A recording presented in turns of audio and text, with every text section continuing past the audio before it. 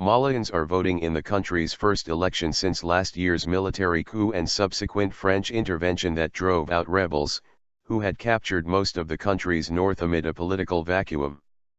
The ballot opened at 8:00 a.m. local time, 8:00 GMT, on Sunday under heavy security a day after one of the main armed groups in northern Mali said it would strike polling stations.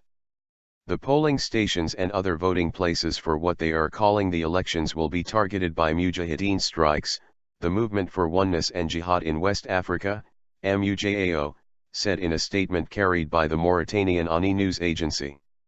It did not specify what form the attacks would take. The group warned Malian Muslims against taking part in the election, ordering them to stay away from the polls.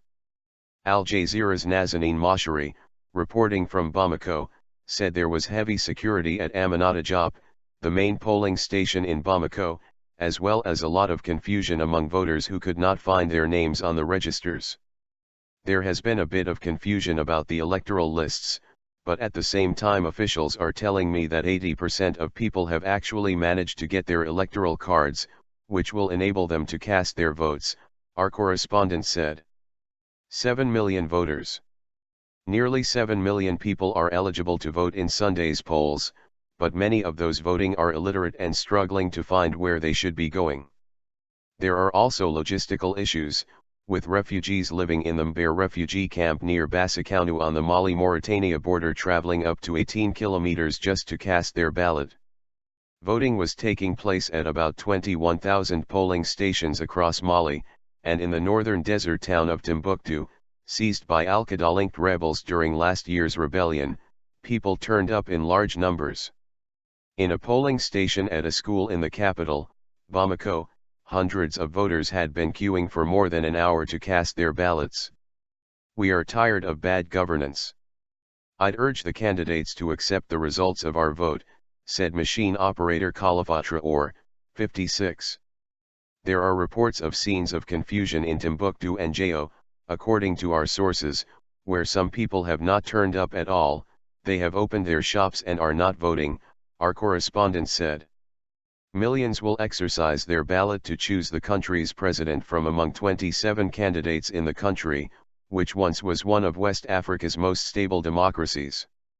On the eve of the election, acting President Dion Koundé Traore, in a televised address, urged Malians to ensure a massive turnout in a country where the participation rate is usually around 40%. Traore himself is not a candidate. Haidara Ikata Sissa is the only woman in the race, running against past Prime Ministers Ibrahim Boubacar Keita, Cheikh Modibo Diarra, Modibo Sidib and Soumana Sako. Credibility issues. Although the three-week campaign ended on Friday without major incident, it played out in the shadow of violence in the north that has cast doubt over Mali's readiness to deliver a safe and credible election. Critics at home and abroad have argued that Mali, under pressure from the international community, is rushing to the polls and risking a botched election that could do more harm than good. There are questions as to how the hundreds of thousands of Malians, who have been living in refugee camps in neighboring countries such as Mauritania and Burkina Faso after they fled the war, will participate in the polls. Much of the worry ahead of the polls has been focused on the northern city of Kidal, occupied for 5 months by Tuareg separatists until a ceasefire accord allowed the Malian army earlier this month to provide security. Clashes between Tuaregs and black Africans in the run-up to the election left 4 people dead. Gunmen thought to be from the National Movement for the Liberation of Azawad, MNLA, who have been fighting for a homeland for Tuaregs, also kidnapped 5 polling officials 200 kilometers north of Kidal. The ballot will be the first since the military mutiny in March last year that toppled democratically elected President Amadou Toumani Touré. The ensuing confusion helped the MNLA to capture most of the northern part of the country, but they were later sidelined by MUJAO and other groups allied to Al-Qaeda. A UN peacekeeping mission integrating more than 6,000 African soldiers into its ranks is charged with ensuring security on Sunday and in the months after the election. By the end of the year it will have grown to 11,200 troops and 1,400 police. The deployment allows France to start withdrawing most of the 4,500 troops it sent to Mali in January to stop the fighters from advancing towards Bamako from their northern strongholds.